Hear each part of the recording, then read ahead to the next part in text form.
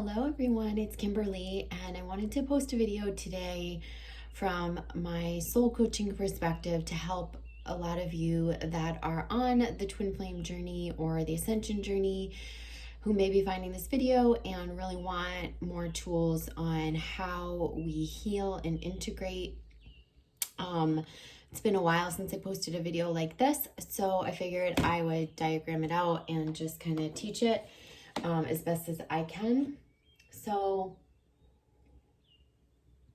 for those of you who don't know, I'm a soul coach, intuitive soul coach, and I developed a method that has been helping people in a very progressive manner to heal and integrate.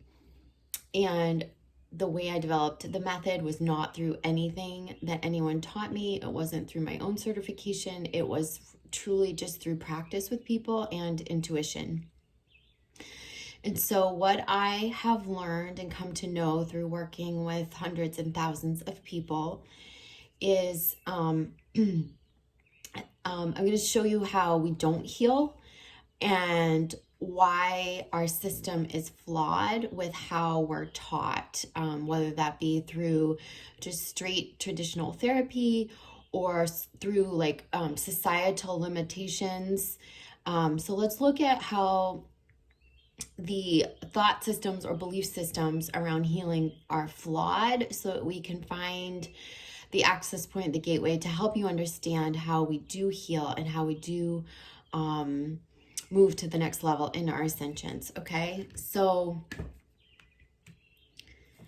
let's just talk about the overview of healing. So basically there's only two states of being, right? There's fear and there's love. And you guys know it's all over my website. This is how I teach everything. There's really only two states of being, right? So it's fear and love. So under fear, these are not just phobias, but fear encompasses everything from insecurity, doubt, worry, anger, sadness, anything that's not, positive, anything that essentially keeps us separate from ourselves and others, okay? So I could go on and on with this list in terms of emotions and qualities of fear. Love creates, as you know, oneness and union. And qualities of love are basically, there's only just really, one. It's trust. You're in a state of trust with love, right? You're openness, trust, and presence, right? You can be in the present moment. With fear, you're always in the past or looking to the future. So love equals trust, openness, presence, and that pretty much kind of sums it up. And this is where we have full compassion for oneself,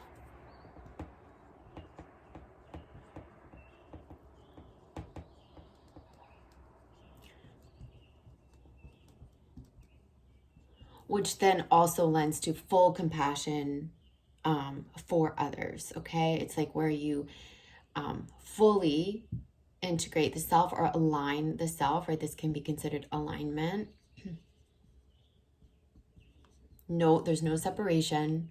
So you're one with others, you're one with self, you're in a state of trust, openness, presence, and you can have full compassion for the self, which lends to full compassion for others, yeah? In a state of fear, you would be seeing others as separate, and all of these various qualities, feelings, emotions that reside within you, they sort of keep you stuck or trapped, right?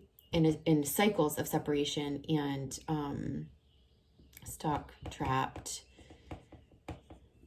And where you feel like, others are to blame, others are different, you are ping-ponging between aspects of yourself, right? You might come in and out of these two states many times in a given day, right? It's not to say that because you have separation residing within you, that you don't access a state of oneness or love at times, that you don't feel in alignment. Of course you do. Of course you come. Of course you know what alignment feels like, because you know that in a state of alignment, things are flowing. You know, it feels good. It feels positive. There's no worries there. There's no resistance. There's no resistance.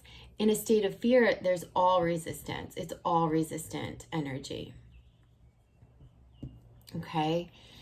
And so over in a state of love, there's no resistance. So we've all experienced what that feels like, to be in the flow, to have things just doors opening, everything going great, and feeling no resistance, no tension, being in the present moment, right? But most people can't sustain this state because we're human, because of the human condition, the egoic condition, because of their core wounding, subconscious wounding, and aspects that steadily keep them in separation. Now, so what are mantras and affirmations? Let's talk about that.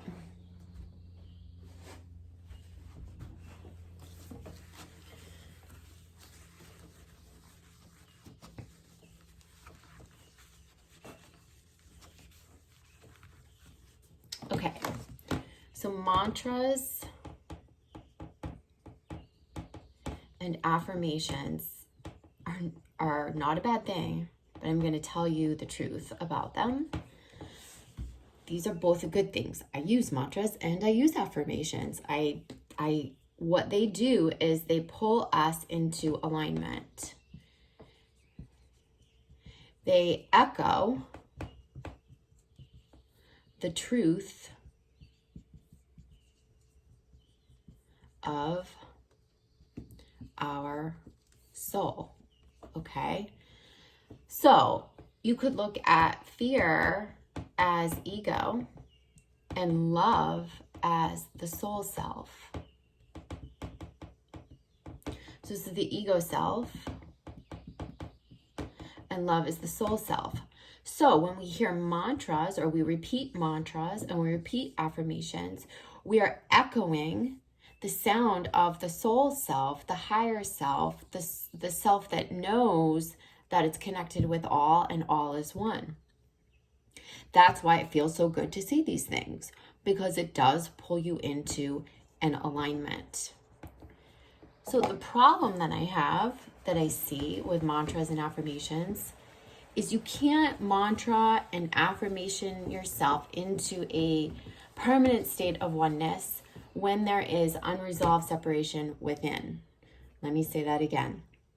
You cannot mantra or affirmation yourself into a permanent state of oneness when there still is separation residing from within. So where does separation lurk and linger? Where does it hold strong and where does it hold tight? So obviously it's in the subconscious most of the time. We're not fully aware of it. And usually those subconscious roots come from our wounding, in this lifetime, childhood wounding, our ancestral and societal or cultural conditioning and karma.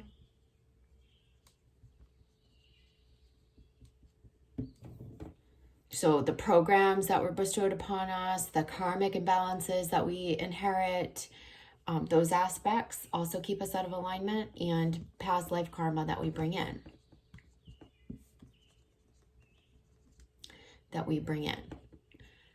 The key to understand is that this past life karma, although it's so important, we recreate it, gets recycled if it's not resolved. So let's just say anything that wasn't resolved in any past life gets brought forward, so it gets carried forward. So where are we going to do most of our healing? In this lifetime right here. And then we're going to look also at the programming and the roots and all of that. But most of where we're going to heal is right through the childhood wounding. Now, there's various aspects of how we do this and why we do this. But one thing I want to show you, like I said, first is how society, beliefs in society that hold us from truly healing. Okay, so some of the like current societal beliefs that keep us in separation or keep us from truly healing. You know, when you guys, I know because you guys come to me, I know when you guys say, you know, when I have said, when we all say, isn't my healing done yet? What? I thought I healed this already. Well, how do I do my healing? Well, why can't I heal this? I thought I knew all of this. Well, why am I? Okay, so I'm going to tell you why we're not healing and why we don't have the tools and why we're not taught the tools. Because we have other systems and beliefs in place. And so in order to really, really heal, we got to get around these. And that's why what I do in soul coaching and the method that I've developed goes much deeper and it goes beyond these beliefs, okay? Actually, I take these beliefs as none of them as true. I believe these are all fear-based beliefs. So we say, don't be a victim.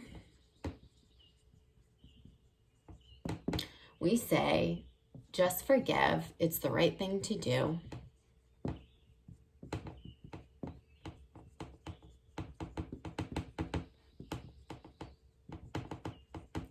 We say forgiveness sets us free.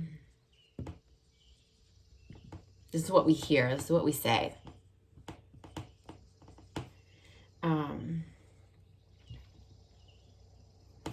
Don't dwell. Don't dwell. You know, put on a happy face.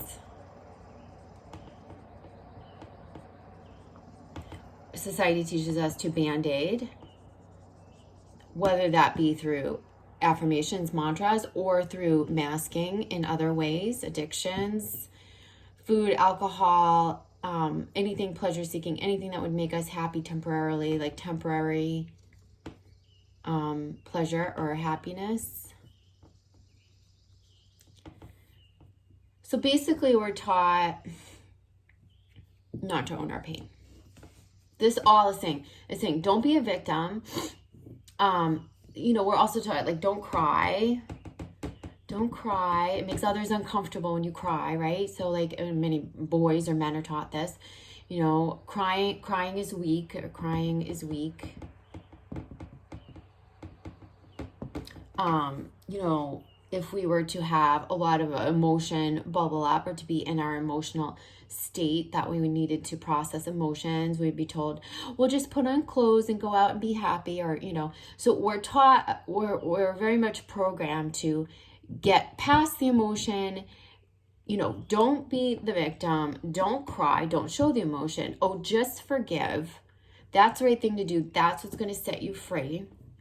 But we really don't know how to forgive. So this is what I'm getting at. Don't dwell, put on a happy face, you know, and you can always just talk yourself into alignment. That's what's told to us. Let me tell you, all of this is 1000% not true. But this is how we're programmed. This is like the right thing to do, okay? So if we're being told that that's the right thing to do to heal or to achieve a state that seems seemingly in alignment, the problem is that those things only bring us into temporary alignment, if alignment at all, if they even help at all, okay?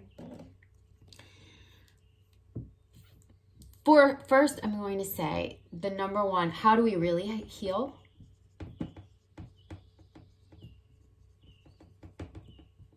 How do we really heal? The number one thing is we have to own our pain.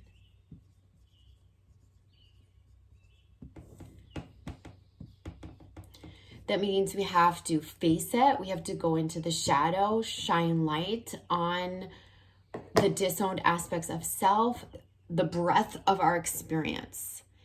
This means full acknowledgement of your own experience.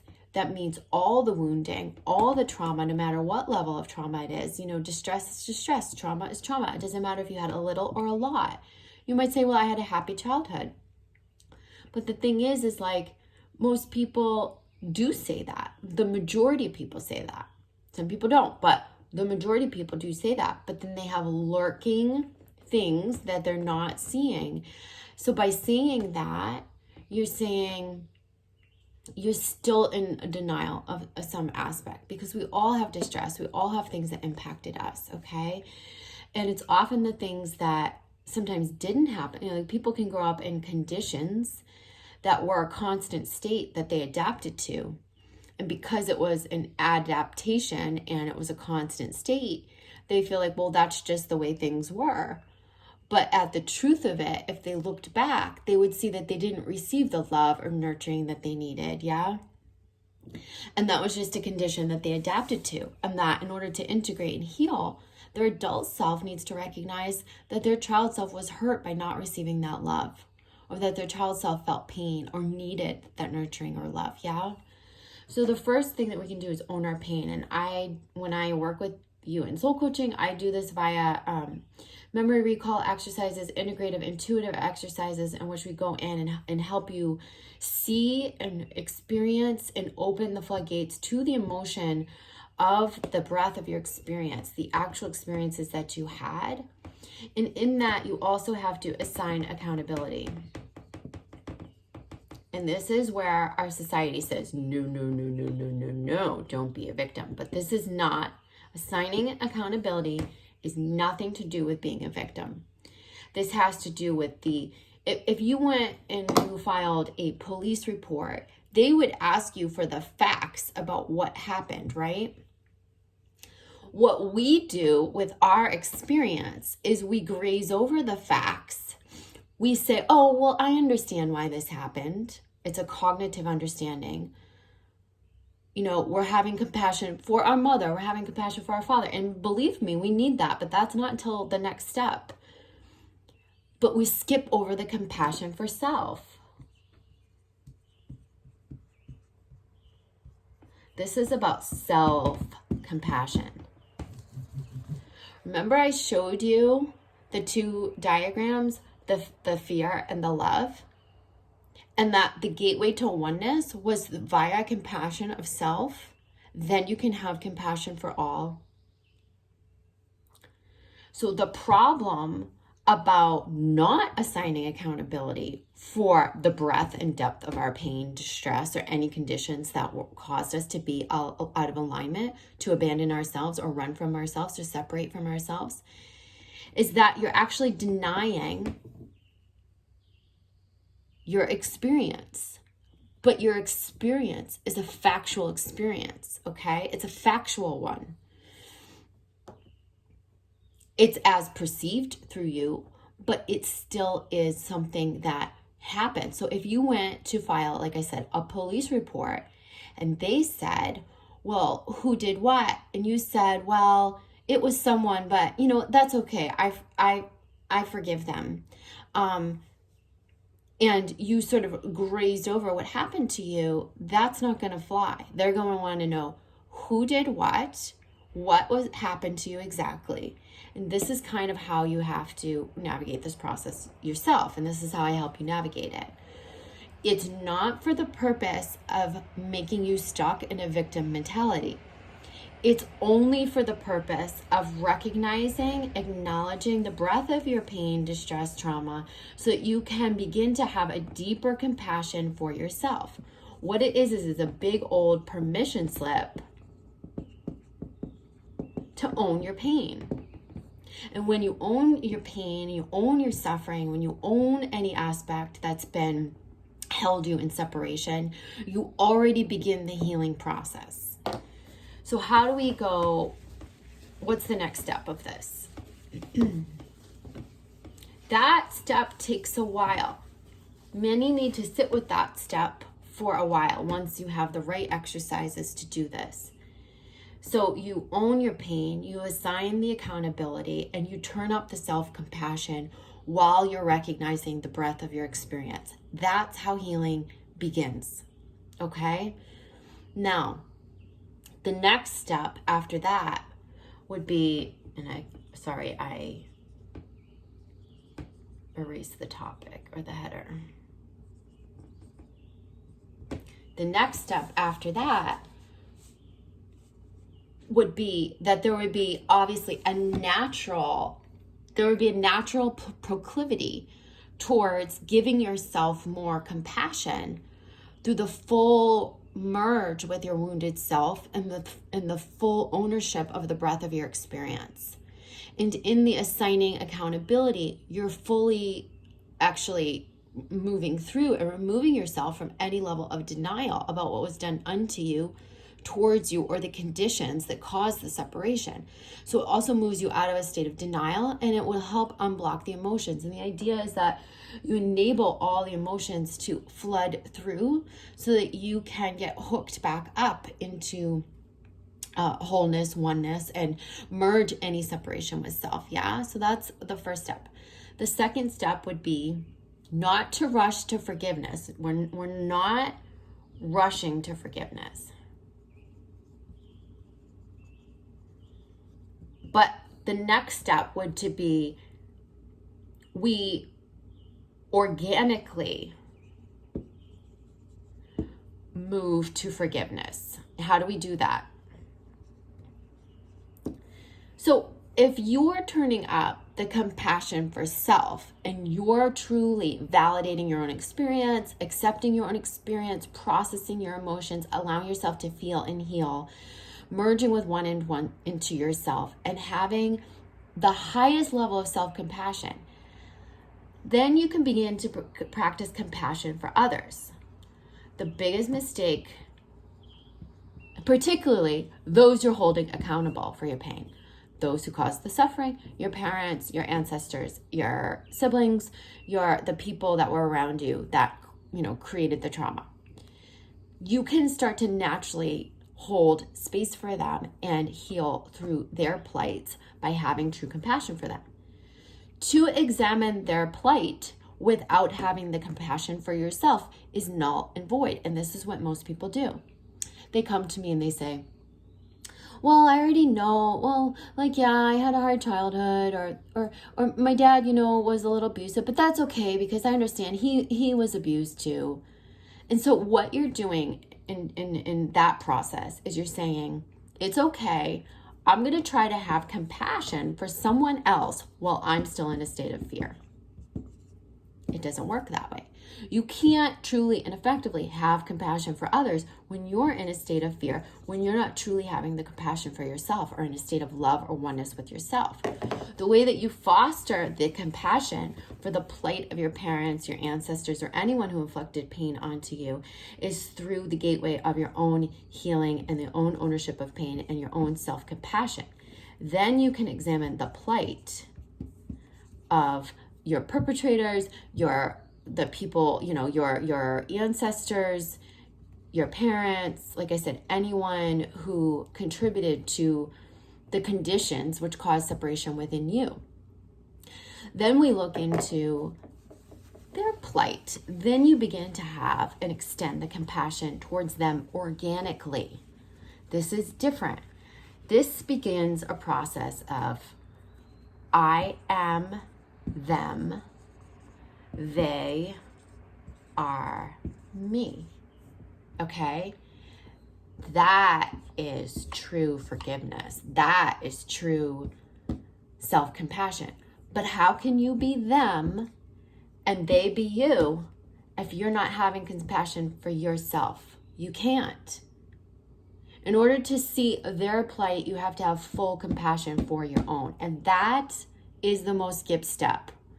We don't have the tools for it. Society doesn't teach us. You're shamed if you do that step. But that is truly the gateway. And that's why people aren't healing in mass numbers, okay? Even if I work with hundreds or thousands of people and I see dozens of people healing in 1 week or at one time, it's nothing in comparison to what could be happening on the planet if we learned some of these tools. So forgiveness comes as a natural byproduct of self-compassion. We don't have to rush or force ourselves into forgiveness. And in fact, we can't forgive while we're still in a state of fear. We've got to be more in a state of oneness with the separation illuminated, where we're giving that compassion to self, and then hence we can begin to understand the plight of others, become one with others, and truly have compassion for the plight of others, where I am them and they are me. Okay? So that's a big part of it. There's other aspects of this. I mean, all of this that I just discussed was a big flyover overview, because to really dig in depth to each of these components, there are specific ways that we do it. There's specific methods, there's specific tools, and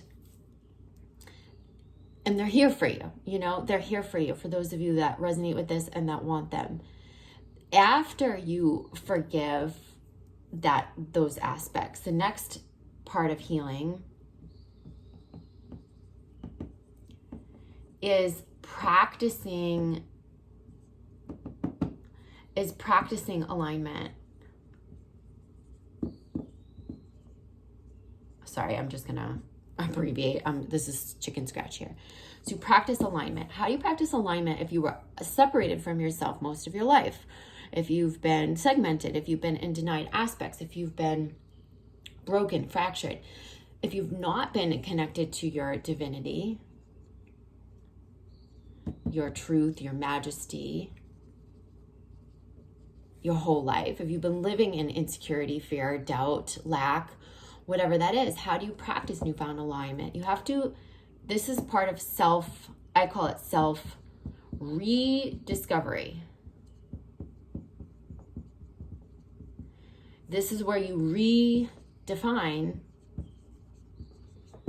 your morals, your values, your worth, and you line up with them from a place of oneness and true self-compassion, which is, again, that is the gateway to practicing the true alignment. We're not talking about affirmation mantra band-aids that pull us from a state of fear into alignment temporarily. We're talking about moving from a state of fear into a state of love, more oneness, compassion, wholeness, and then practicing a newfound alignment. Guess what? The alignment starts to stick now, because then we get to practice. And the practice of self-discovery, rediscovery, redefining can be really, really fun.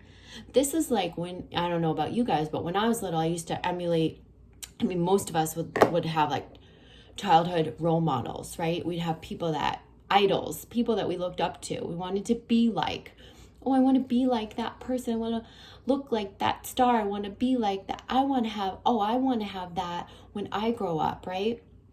You're in essence doing the same thing. You're seeing the pieces of yourself that you want to step into, archetypal themes, archetypal aspects. You're seeing aspects of yourself and others who you admire, and you're claiming them for yourself. Sometimes you're trying them on for the first time. Sometimes you're coming into your power and you're feeling how good it feels to be in your power for the first time. And what this does is this practice of alignment, where you're coming fully into your power, into your truth, into the alignment of your morals, values, and worth. You're acting in alignment with it. You're carrying out the integrity. The actions in your life follow this suit. Means you begin an alignment process. That alignment means one of true power, not of false power, not of fear, defense, protecting yourself. This is power of alignment. I am this. I believe this. This is my worth. This is my truth. Oh, I align with you because you're my truth. Oh, I can easily speak my truth. Guess what happens at this stage? What happens is your polarities begin to balance. So when your polarities balance, what does that look like? It looks like true self-expression. But true self-expression doesn't happen until you get to that phase of practicing, rediscovering self and practicing it for a while. Okay? Because that's where you step into your true power. That's where you learn how to walk in integrity with your truth as connected to your divinity. This is where you're claiming or reclaiming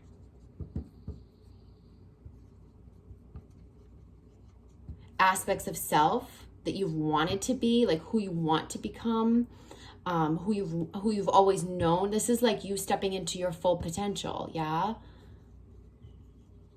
Instead of, some people are locked in, and some of you can identify with this. Some people are locked in that comparison thinking, always thinking others have it better, but that's really a gateway tool, is like looking at who we admire and what they have and what we want to create. The problem is when you look at that gateway tool from a place of fear, you're always going to feel the lack. You're always going to feel less than. You're always going to feel like that's something that you can't have, and that, you're being tortured some way, and that's something that, cannot be your own. When you do the true healing and follow your steps to this place, you won't feel that competition, those insecurities, and that feeling of lack. You're going to feel like you can actually step in and begin owning those qualities and actually have those aspects, because you're stepping into the claiming and the reclaiming of aspects that you've never claimed or were lost or forgotten about self. This is your true power. This is your truth. This is your authenticity. And it's the fullness of your expression from a place of one, compassion, wholeness. Okay, so the polarities naturally balance here. The only thing that causes us to be in imbalanced expression of the polarities, where we're in a false masculine or imbalanced masculine, we're oppressive, we're manipulative, we're controlling, we have expectations, we're pushing ourselves onto others, we're forcing things, we're too pushy, we're too forceful, we're very protective, we're very defensive, we're very untrusting. That all comes from a state of fear. Same thing with an imbalanced feminine expression. When you're in an imbalanced feminine expression, you are in a subdued feminine. This means doormat. This means not in your power. This means letting others take control over you, not speaking your truth. And it doesn't matter whether you're a female embodiment or a male. You can be in the imbalanced polarity expressions at any time throughout a given day when you are coming from a state of fear, or a fear that resides from within you. So when you pull that fear into oneness, compassion, wholeness, and you do your healing through the progression that I just explained to you, you're going to be more aligned with self. You're going to start practicing the power from a new way. And what it leads to is essentially a balanced masculine feminine expression where you speak your truth and you're able to be in the feminine, open, receptive, trusting, nurturing, right? Compassionate of others, loving. You can still be strong, protective,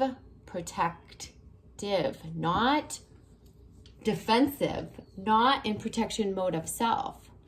This is about loyal. This is you're still going to have trusting, even in the masculine imbalance.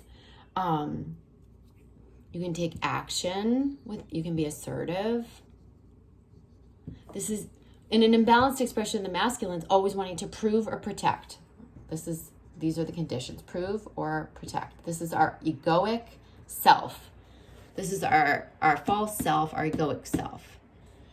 And an imbalanced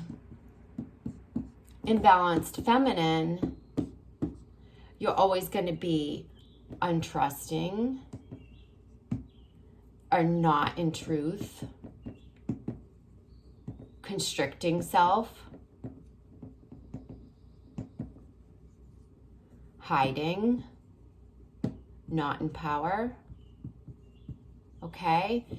So the full power of the feminine is about the intuition, the trusting the intuition, trusting your divine knowing, being loving, open, receiving, nurturing, trusting. Masculine is always going to be strong, protective, loyal, trusting, action-oriented, assertive. There's no oppression. There's no force. There's no doormatting. There's no submission here. it's just these aspects in their fullness. And so I hope that helps you guys understand a bit of this. Energy work is a great tool, and I believe in energy work for helping us to clear out the traumas, pairing energy work with trauma, doing meditations that complement the work that we do on this level. But if you're only doing energy work and you're only doing meditations and you're only doing mantras and affirmations, let me tell you, you're not going to really heal and have that, and get to that next level of your ascension and have that feeling that you want to have of inner peace and oneness and sustainable love. And is this a process, everything that I just show you, that happens overnight? No, it's not. But when you have the tools, it can happen way quicker than you think. Okay, I see people heal in a matter of weeks and months, and over the course of a year or two, they become entirely different people in a really positive way. Their lives change dramatically. So, yeah, so if you guys have questions, reach out. You can always work with me in soul coaching if that's something you want to explore. If you're not sure and you just want a roadmap to your own healing, I can do intuitive guidance sessions that give you those roadmaps. But if you're ready to dig into the healing, I have the tools for you. If not me, then get with someone else who really gets to the root of things. It gets to the foundational elements of healing. And yeah, because this is how we navigate ascension, truly. I mean, if you want to know what the twin flame journey is about, why you meet catalysts and why you meet twin flames, what are they sparking? They're sparking this. The problem is we don't have publicly advertised tools for this type of healing. And, what I found was I can put this all together in a method and help people heal because it centralizes all of the tools and methods that you need to heal. Okay. I'm not saying it's the only method. I'm just saying that this is a huge piece of bringing the subconscious into light. And these are tools that were not taught in society. And part of doing this work is, one, being ready to go in at the deepest level, face those aspects of self, and also obviously having the tools, and often, being ready to pair with the mentor or the teacher who is going to help you see past your blocks. I mean, I can't tell you how many times most of my sessions, even though there's a lot of tears and breakthroughs and all of that, like, we laugh. And you know why we laugh? We laugh because I've been there. There's such a relatability. There's only 5 core wounds. We all have the same 5 core wounds. How can we all be so freaking different? We're not. We might have different stories, different contexts, but we all have the same wounds. There's such a familiarity. There's such a relatability. And when we can just laugh about it and recognize I am you and you are me, it becomes such an easier process to face ourselves. It removes the shame. It removes the guilt. It removes all of that stuff. And it gets you more owning your experience. Yeah. So anyhow, I hope that's helpful for whoever needed to see it, hear it. And I love you guys, and I'm wishing you great success along your healing journey. All right. Take care. Love you. Bye.